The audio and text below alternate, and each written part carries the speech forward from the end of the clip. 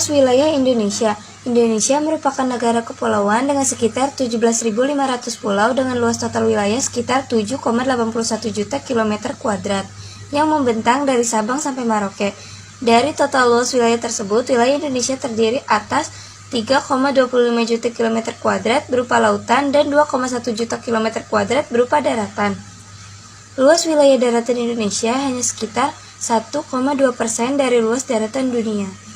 Menurut Undang-Undang Nomor 43 Tahun 2008 telah ditegaskan bahwa wilayah negara Indonesia meliputi wilayah darat, wilayah perairan, dasar laut, dan tanah di bawahnya, serta ruang udara di atasnya, termasuk juga seluruh sumber kekayaan yang ada di dalamnya. Batas wilayah Indonesia.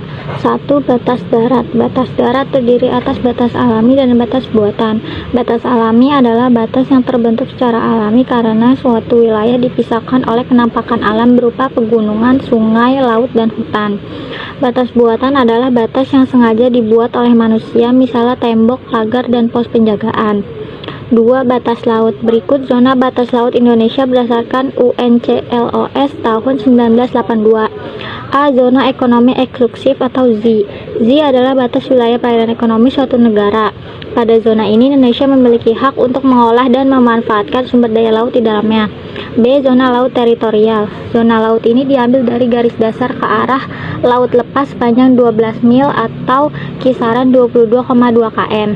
Pada zona ini, Indonesia memiliki kedaulatan penuh atas laut hingga batas laut teritorial. C. Zona landas kontinen. Landas kontinen adalah laut yang secara geologis dan morfologis menjadi kelanjutan dari sebuah kontinen benua. Indonesia terletak di antara dua landasan kontinen, yaitu Asia dan Australia.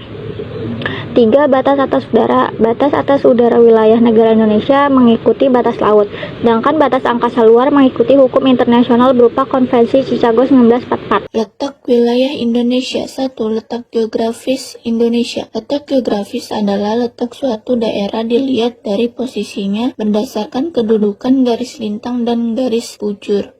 Pengaruh terhadap letak geografis Indonesia antara lain sebagai berikut. A. Terjadi aktivitas perdagangan dunia. B. Kondisi sosial budaya masyarakat Indonesia menjadi beragam. 2. Letak geologis Indonesia. Ditinjau dari sisi geologisnya, Kepulauan Indonesia terletak pada 3 lempeng benua besar. Bagian utara terletak pada lempeng Eurasia, bagian barat dan selatan terletak pada lempeng Indo-Australia, bagian timur terletak pada lempeng Pasifik. 3. Letak Indonesia berdasarkan garis lintang dan garis bujur. A. Berdasarkan garis lintangnya, wilayah Indonesia terletak di antara 6 derajat lintang utara LU dan 11 derajat lintang selatan LS. B. Berdasarkan garis bujurnya, wilayah Indonesia terletak di antara 95 derajat bujur timur BT sampai 141 bujur timur BT. Tentang alam Indonesia. Gunung dan pergunungan wilayah Indonesia dilalui oleh 2 sabuk gunung berapi, yaitu Sirkum Pasifik dan Sirkum Mediterania. Sirkum Pasifik merupakan deretan gunung berapi yang berawal dari barisan dari pergunungan Andes Amerika Selatan dan bersambung ke pergunungan Rocky Amerika Utara, lalu bersambung ke Jepang hingga Filipina. Sirkum Mediterania merupakan deretan gunung berapi yang bermula dari pergunungan Alpen Eropa lalu bersambung ke pergunungan Himalaya. Bukit dan pembukitan berbeda dengan pergunungan daerah. Pembukitan memiliki sumber air yang tidak banyak sebagaimana pegunungannya. Oleh karena itu, mata pencarian penduduk daerah pembukitan umumnya sebagai petani atau perkebunan yang cocok lama di umbi-umbian, biji-bijian, pawadidaya, serta tanaman tahunan seperti mangga, jeruk, atau jambu.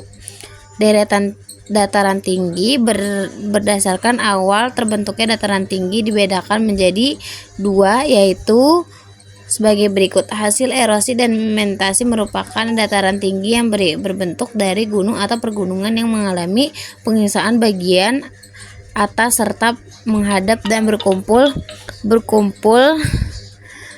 menjadi dataran. Contohnya dataran tinggi kayak di Aceh dan dataran tinggi Malang di timur. Hasil kalender yaitu Mediterania, hasil lereng gunung sekitar atau aktivitas multifikasi yang bertimbun di kalender yang semakin lama semakin meninggi dan mengeras sehingga menjadi dataran tinggi. Contohnya adalah catatan tinggi dengan Karakteristik wilayah, daratan, dan perairan Indonesia.